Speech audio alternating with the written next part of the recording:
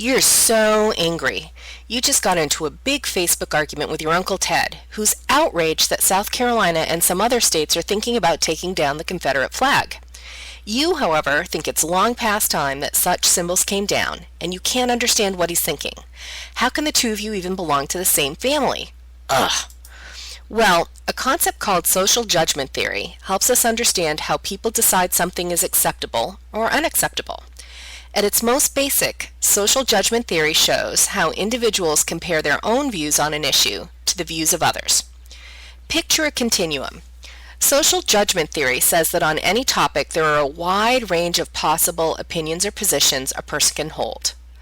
But on that continuum, we have a most preferred position, which is called an anchor. So let's, for example, imagine all the possible penalties there might be for committing murder. Let's get really crazy with the extremes at either end of the continuum.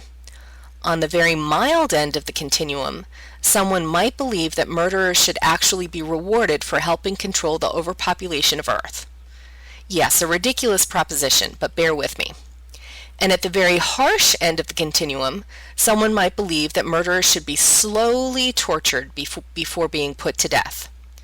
Two vastly different ideas about what should happen to someone who commits murder. But in between those two extremes, there are any number of other possibilities. So, for example, murderers should be given a harsh talking to, or murderers should receive a $500 fine. Murderers should receive a 5-year prison sentence, or murderers should receive a 20-year prison sentence. How about murderers should receive a life sentence with a chance for parole if they show good behavior? Or murderers should receive a life sentence with no chance for parole. Or murderers should be put to death as humanely as possible.